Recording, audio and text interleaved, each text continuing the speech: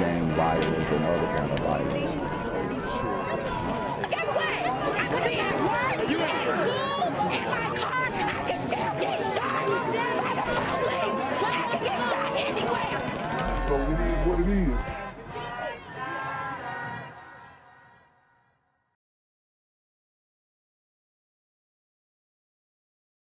What's good, Shadow Realm? It's a Black Gen Z mindset. Make sure you go ahead and like, comment, share, subscribe, and let's get into the video. Growing debate reaching its boiling point over Shotspotter gunfire detection cameras. The new concern this morning, as it's revealed the cameras might be recording a lot more than just gunfire. Fox 2's Robin Murdoch is live with more. Robin? All right, guys. So this is what seems to be another attack on Shotspotter technology, only this time it is in Detroit, Michigan instead of Chicago. And they're basically releasing information that Shotspotter isn't only tracking gunfire, but it is tracking potentially other things that could be privacy concerns for citizens of Detroit. But the way that this is being framed is as if Shotspotter is just a program that doesn't work and does absolutely nothing. You know, it's absolutely insane. And hopefully we are going to be able to see Shotspotter programs continue to flourish in these major leftist cities where, Lord knows, we all need the help. Good morning, Amy and Jay. Yes, some secret Shotspotter locations were recently revealed in Wired magazine, and the fact that this sensitive information is out there now, a lot of people are concerned about that. They want to know exactly how this information was released, and then others are very pleased that it is now out there. They hope the fact that it is public, it will help hold people accountable when it comes to this controversial technology. So as you know, these Shotspotter technology, it does help detect gunfire and then alerts officers so that they can respond to that situation more quickly, even before a 911 call is made. Now, the system of sensors, it was approved as a crime-fighting tool here in Detroit by City Council back in 2021, but critics all along have voiced concerns that these sensors could pick up conversations invading your privacy, and this money could be better spent. So because it can pick up certain conversations, because it is an audio, it basically tracks the sound waves. They're trying to say, oh, we need to get rid of it because it could be money spent on other resources. But I bet those resources aren't going to go back into law enforcement. These are the woke people who are making decisions and making the city of Detroit a lot less safe. And it's an absolute embarrassment. Again, the leaked data was analyzed and then published in Wired magazine. It shows sensors on a number of schools, on billboards, on government buildings all across the country in low-income areas. Large clusters were found on Detroit's east and west sides. Here is reaction to that recent leak. It is accessible by other people who are locked into that system. And if the system isn't secure, it's not just available to people who have access to the system, it's available to people who shouldn't have access to a system. It's definitely transparent and it shows accountability when this article is out there before the public. Now, we did reach out to Detroit police for a statement regarding this leaked information, and they did share that their department gives Shotspotter the areas in which high rates of shots fired incidents are occurring, and that Shotspotter then sets up the technology to make sure the selected area is covered. Now, again, a probe is underway to try and figure out who is behind this leak. What's good, Shadow Realm? It's your boy Jenquavius Jackson, and y'all already know I'm demonetized and shadow banned in this. So if you want to contribute, go to the Cash App, the PayPal, the GoFundMe, or join the Patreon. Also, don't forget to visit the merch store for all your favorite BGZM News 17 gear, including our exclusive Trump is a Blood t-shirt. Go fast before they sell out. They are already flying off the shelves, no cap. And remember, these super gremlins are on demon time. In fact, it's so big, we actually broke this story to Detroit Police Communications, the department basically handling communications for the entire police department here, and now they're looking at this very closely internally. What it points to is a lack of good security on the part of the companies that are providing the service. Scotty Bowman of the group Detroit Residents Advancing Civilian Oversight reacts to the publication of secret ShotSpotter sensor locations across the city. It's Wired magazine that made the previously unknown information public, and a report after it says it analyzed data leaked from Sound Thinking, the company behind ShotSpotter. It's also information that law enforcement agencies like Detroit Police do not have. Critics even say it can be used to invade privacy by overhearing conversations. It is accessible by other people who are locked into that system. And if the system isn't secure, it's not just available to people who have access to the system, it's available to people who shouldn't have access to a system. It's definitely transparent and it shows accountability when this article is out there before the public. Willie Burton is on Detroit's Board of Police Commissioners and welcomes the publishing of the secret sensor locations, given his own concerns about the technology often found in low-income, predominantly Black and Latino neighborhoods. But here's the reality. The reason why the technology is there, because that's where the gunfire is most active. See, we have to be able to acknowledge these things, because if they're going to throw the whole ShotSpotter program away based off of the fact that it may be, peeking into your conversations every now and again, picking up audio waves in these locations, I really don't think that is a big deal, right? Because that's just like saying, oh, well, surveillance cameras are going to get a video of me walking into the store. I just don't believe that this should be a deal breaker for the ShotSpotter program. And if Detroit's not careful, they're going to end up in big trouble trying to pander to these super gremlins on demon time, prompting claims of techno-racism. This technology is I know they ain't say techno-racism is crazy. Definitely not preventing lives. It's not saving lives. And this is your city council. These brothers are woke as hell, and they're saying that it doesn't work. ShotSpotter doesn't work. Guys, Detroit is about to be in big trouble. Even more trouble than they already are in. Definitely unconstitutional.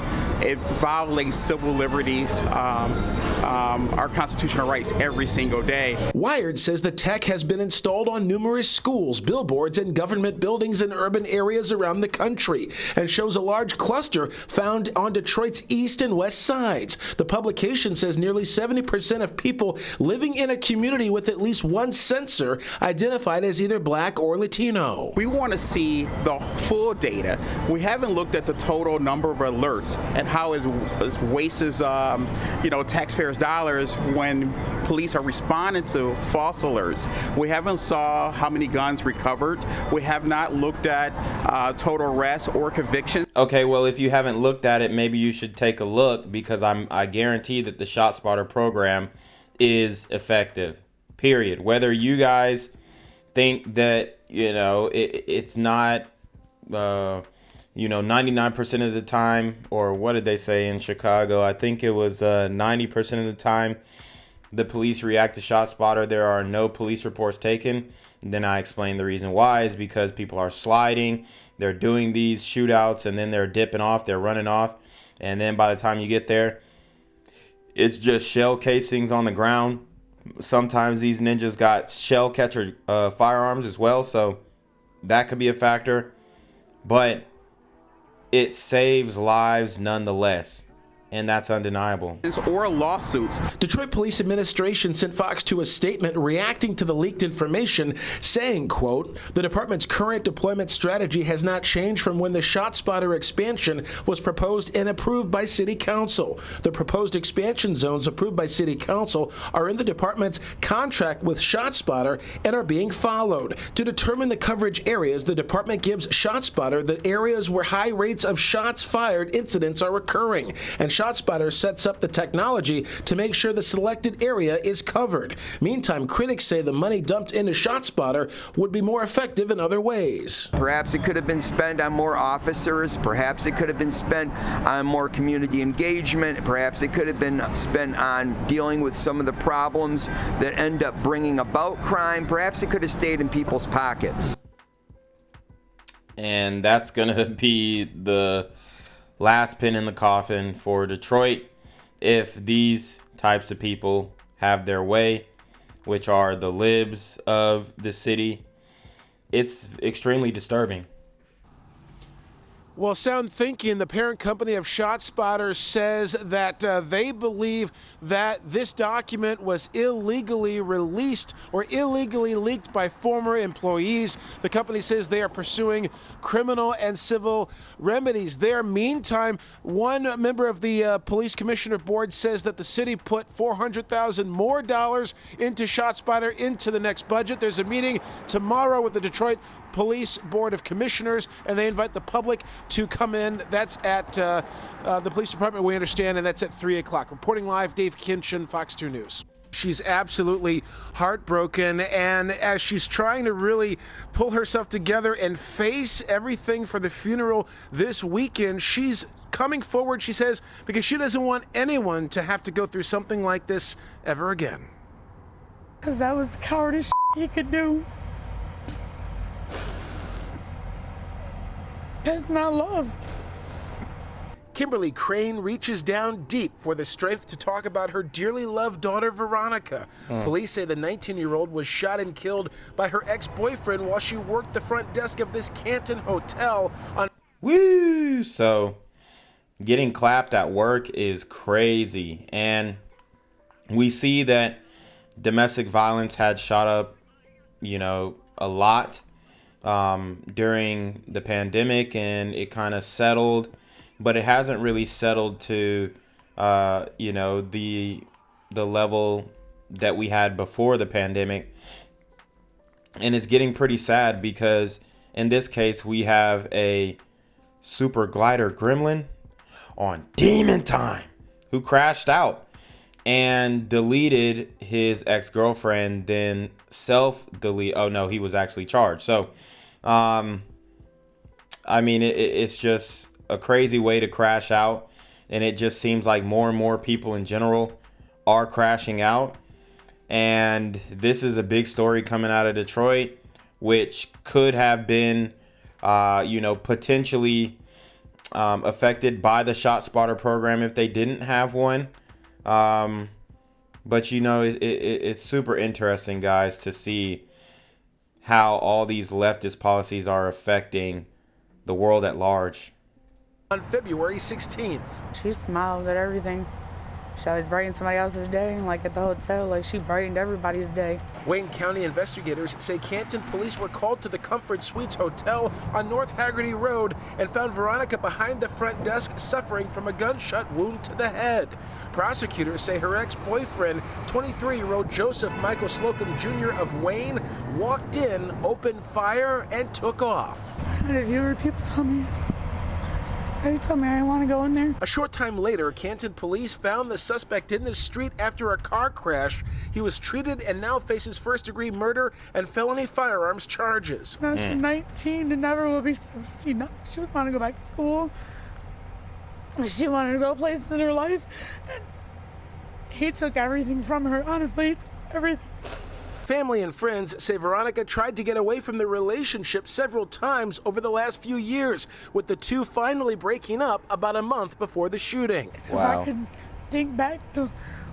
So, this is something that seems unavoidable for a lot of women out here. And you really do have to vet who you get involved with. And I don't personally know if this guy had a background or anything like that, but it appears that he was unstable, unhinged, and just crashing out in this way, taking an innocent girl's life for whatever reason why you broke up. It's never worth it. These glider gremlins are on demon time. Why? I didn't like this kid. Like, I wish I knew. Honestly, I wonder, and I keep wondering and wondering and wondering, looking at the sky for answers, because she used to stare at the sky when her uncle passed. And I'm hoping she reaches out to me and tells me just so many answers crawling through my head. Veronica's mother says she hopes nothing like this ever happens to anyone else trying to escape an abusive relationship. I just hope to get justice, and I hope if he ever gets out, like, he ain't gonna get justice. And I know God's got my babies. I know she's up there with my dad. I know she's up there with her uncle. Well, prosecutor Kim Worthy released a statement saying the most dangerous time in a relationship for a victim of domestic violence is when they are trying to leave. Statistics show it can take someone 7 times before they're able to finally get out of a violent relationship. The prosecutor says they will prosecute this case vigorously for Veronica and her family. Reporting live tonight in Canton, Dave Kinchin, Fox 2 News.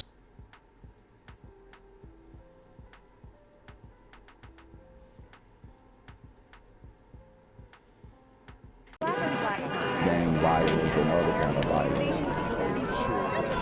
Get away! I could be at work, at school, in my car.